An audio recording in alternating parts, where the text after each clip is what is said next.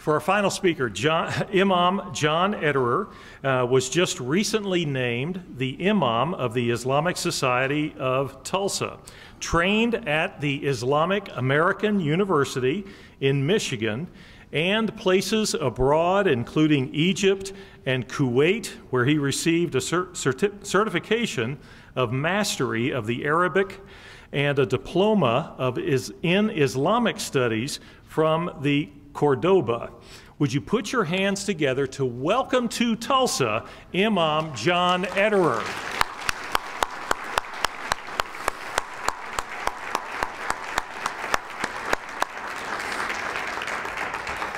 Welcome, welcome. How you doing, John? Thank you so much. Yeah, you're welcome. So I think, Andrea, I'm the newbie here. Just to set that one straight.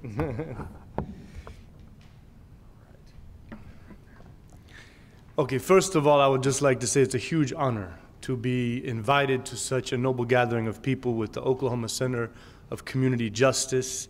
This is a huge noble cause that these wonderful people have put together, and so I would like us to give a hand one more time for all of the people here working for this cause.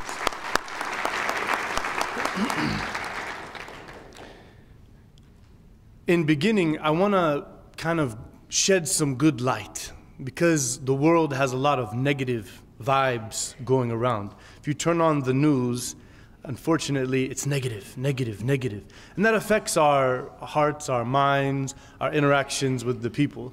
So the title of this event right here is Searching for Compassion, is it not? Yes. So the Holy Quran, it begins, Bismillahir Rahmanir Rahim. In the name of God, in the honor and remembrance of God, who is primarily known as the compassionate and the merciful. That's how each chapter of the Quran begins.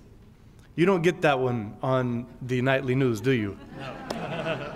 Kill them wherever you find them. Infidels, be gone with them. Yeah, those verses actually don't exist in the Quran. It's interesting. And I want to piggyback, Dr. Hertzler, where's he at? We were talking, yeah, there he is. Yeah, we had a good talk, and now I was just going down memory lane, and this particular meeting is so ironic. So, we don't call it ironic, we'll call it, it's the divine decree. It's a beautiful reality that's come together here. Because my first real exposure to the message of Islam that is about living in the name and remembrance of God, who is the loving, merciful, compassionate, kind, gentle, forgiving one, as he keeps mentioning time and time again in every chapter of the Quran. It was in 7th grade at Union, when there was a 7th grade center, all by itself. I think now it's a 6th grade center. And my English teacher, I don't remember her name, but she was a great teacher, and she asked us to do a report on a figure in American history, right? And so I did that report on Malcolm X. And so the story of Malcolm X is quite interesting. Maybe some of you might not know. I'm sure looking at these experienced people and cultured people, you probably know. But I'll just go over the simple highlight of what relates to our being here today. And that is that he was born Malcolm Little. His dad was a preacher. And when he grew up, he fell to a life of crime, got thrown in jail. And in jail, he met some gentleman with manners and morals and character, and he said, I'm following something called the Nation of Islam, which is kind of like a cult offshoot that was developed in Detroit, Michigan, basically taking some of the Islamic beliefs and some biblical beliefs and really focusing on countering the white attack at black Americans and turning the tables on them that blacks are superior, blacks are the best, blacks are the great people of the world. And so they were very aggressive in that. And so Malcolm Little said, I do not want to be called Malcolm Little anymore because this is a slave name. So he said, I'll just call myself Malcolm X because my family was robbed, probably brought from Africa, and I probably was Muslim back then because between 20 and 30% of the African people who were brought here as slaves were originally Muslim, and that was stripped of them and their identity at the hands of their captors. And so he said, I'm Malcolm X. I don't know my real name and my real heritage, and so I'm just going to go with that. He came out, and for many years, he became this amazing, prolific speaker. To the extent that I have some black and white VHS videos where he would go to a park and white people would come and flock to listen to this guy, even though he is saying things about their oppression and corruption and accusing them of being devils at the same time. But he was such a super orator, an amazing speaker. And at one point he came to have a discussion with the son of Elijah Muhammad, who was the claimed prophet of back then, and his son said, I don't believe my dad is a prophet. And he brought many reasons, and we're not going to rehash those. And so Malcolm X decided, I'm going to go meet some people who claim to be Muslim that come from overseas where there's lots of Muslims we've heard about, but we don't know much about, which we're working on that in the history curriculum. We spoke about that at the First Amendment talk at Union High School the other week. And so he went and talked to a real Muslim following the religion of Islam as it's been known for 14 centuries. And he said, just go to the Hajj, go to the pilgrimage. And this is what we came, this is the crux of the issue here. Go to the pilgrimage and you will see and learn Islam, and you will see that this group that you're part of, why they are astray. And so he went. And as I said, for many years, fire and brimstone speeches against the white devils, Malcolm X. He had given his life to become a leader of this movement, and he had become the foremost in speaking for this very harsh movement, right? And so then he went there, and he was completely flabbergasted when he got off the airplane. So he gets off the airplane in Jeddah, in the airport in Saudi Arabia, and then he sees all of these people, all of these other men that are dressed in white garbs. They all look the same, and yet they have all of these different colors of skin. White, black, brown, oriental, very different people. And they're all hugging and embracing and loving each other like there's no difference between any of them. So he writes back to his wife, humbly, I have realized in my first couple days in my pilgrimage where we have gone wrong in this movement that Elijah Muhammad has started. And I am now realizing that the true religion of Islam solves the race problem. I am being embraced by white people with the whitest of skin and the blondest of hair, who are embracing in the bluest of eyes and embracing me as their brother and loving me and praying and breaking bread with me, and there is no ill feeling or ill will whatsoever.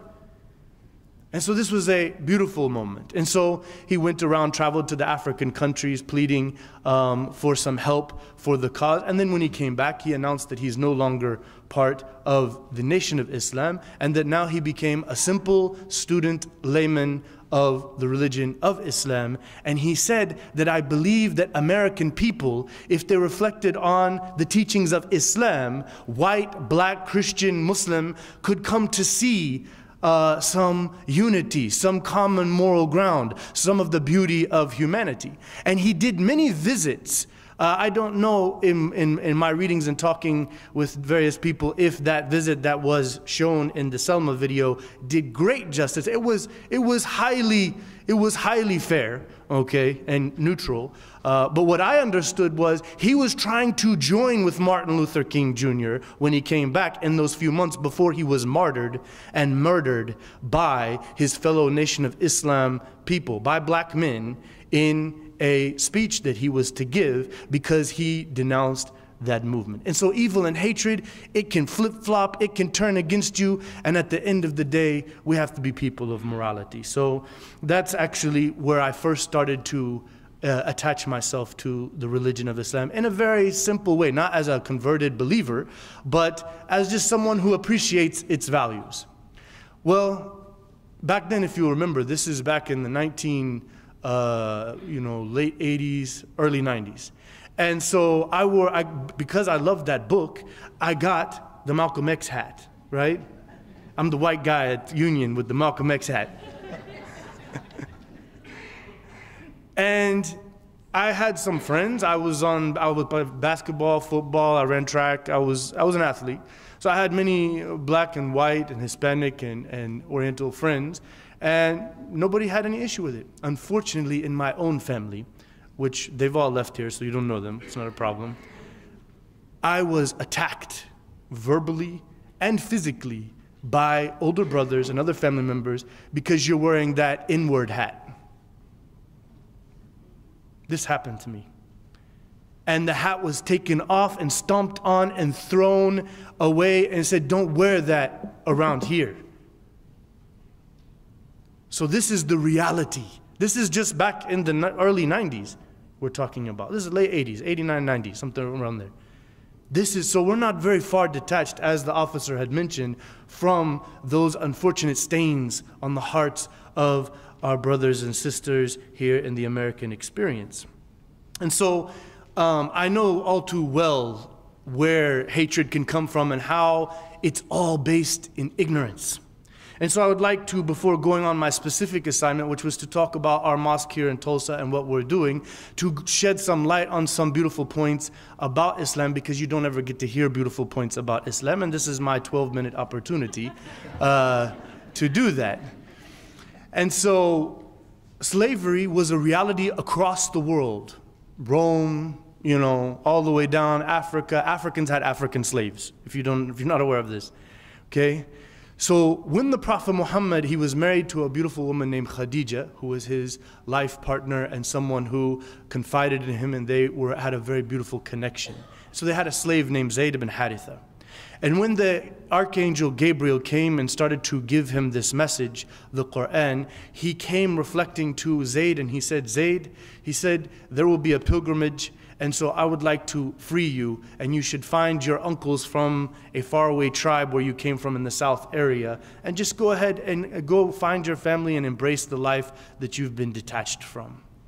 And so Zayd met his uncle, who he hasn't seen since he was like 4 or 5 years old, in the pilgrimage. And he talked with his uncle, and then the Prophet Muhammad came, peace be upon him, and he said, go ahead, this is a wonderful young man we've had in our house. He's been a great person to us. Take Zayd. I have a mission, and I cannot have a slave in this mission.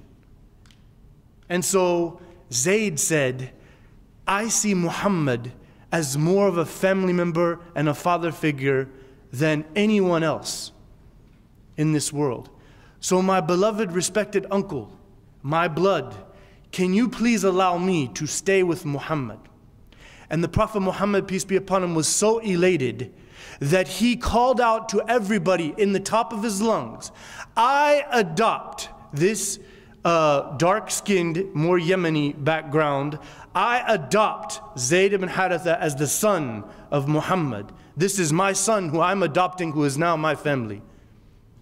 And then a few years later, he married him to a black slave woman named Baraka, similar to Barak, same root word, okay? It's beautiful where we're at and where we're coming with all of this, yeah.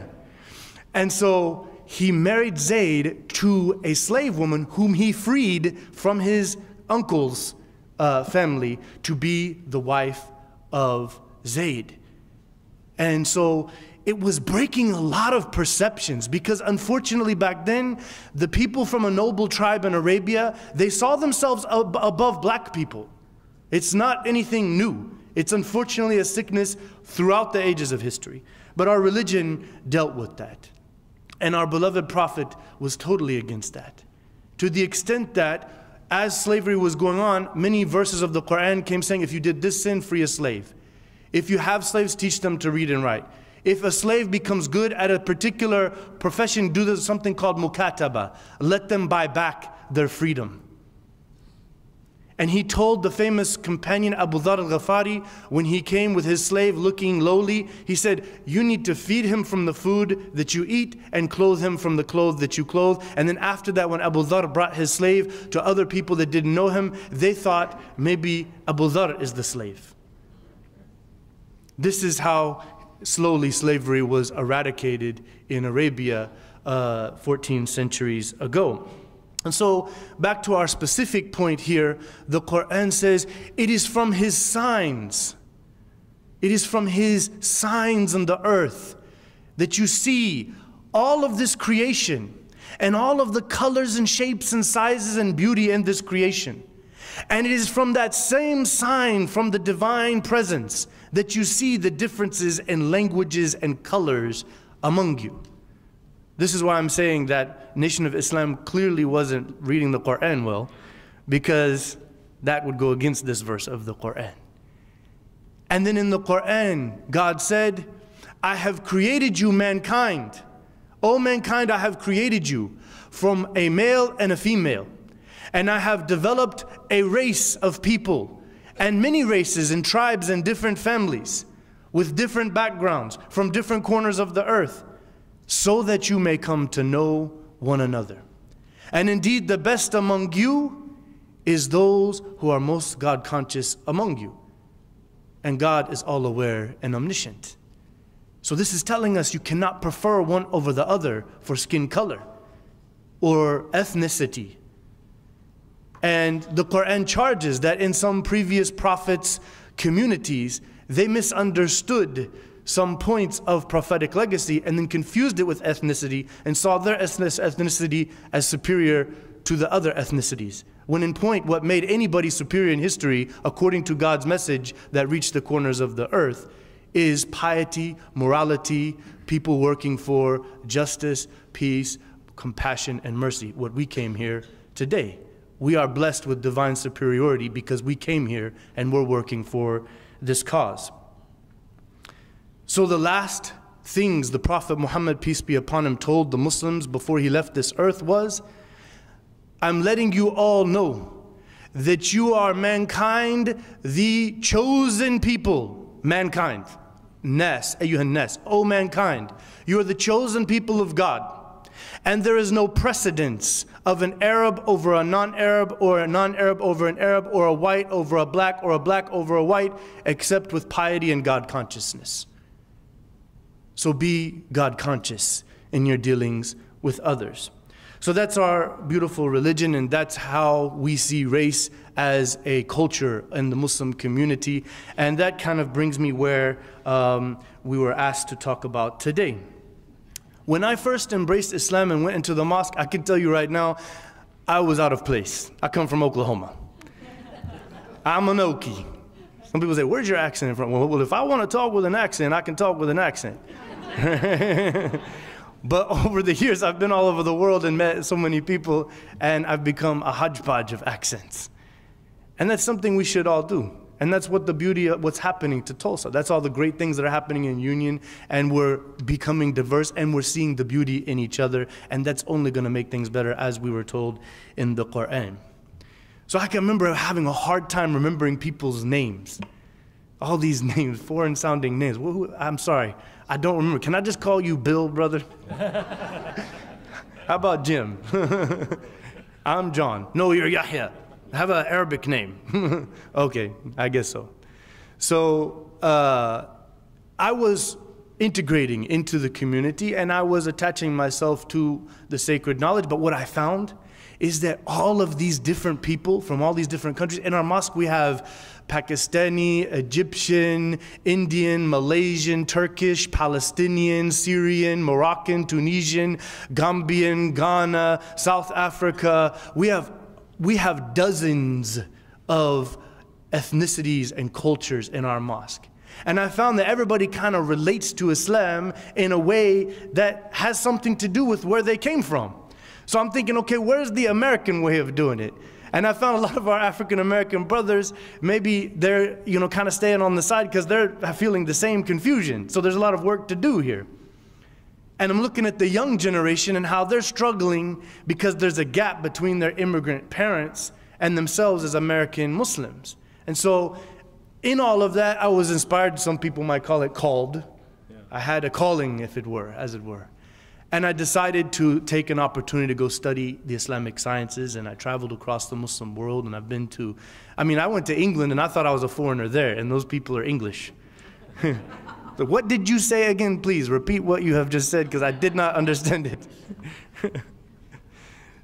So yeah, so coming back and getting back integrated in the mosque, and you know, I've been in Florida. I was in Charlotte. They had a previous imam, did some good work here, but he moved on to Texas, and so the community asked me to come back and serve as the imam and the spiritual guide of the community, and I came back in November, and really, the crux of what I see as my mission and the tools that I've gained in understanding the Islamic sciences and the Holy Quran and the original language of revelation, and being very much culturally American and born and raised here in Oklahoma, how do we make that marriage between culture and religion so that we can understand each other? And one of the beautiful things is the nature of being American, right, is that it is a multicultural reality.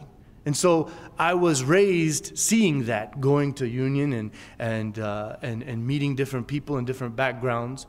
And unfortunately, in the Muslim countries, you don't see a lot of diversity, right? Because it's just not the way it is. It's not a place that everybody wants to go. We hope and pray that God will bless that region with some work and some effort and leadership, that people will once again, as for history, there was great things going on in Spain and Baghdad and Morocco and Egypt, where people used to go there to learn math and chemistry and medicine and all of those things. And we're working on that with Dr. Hertzler in the history curriculum as well. So I'd just like to finish with that and say, I am so honored that you allowed me to come here. Please forgive me if I went a little bit overboard. I just wanted to take this beautiful opportunity to bring some good positive thoughts to all of us here. Thank you very much. And I encourage everybody here, if you have some time, please stay, because we're going to have a very important prayer and remembrance and vigil and appeal to action about the very unfortunate murder and execution of three beautiful, I was an imam in Charlotte, North Carolina, and I think I played basketball in a community tournament with this young man who loved Stephon Curry, who won the three-point contest, and we're seeing that as divine intervention, which is corny. So it's okay. It brings positive vibes to things to think like that, right? And so, yeah, so please stay if you can. I think it's at 4:15. We'll be having that, and everybody's welcome. God bless you all. Thank you so much. Thank you.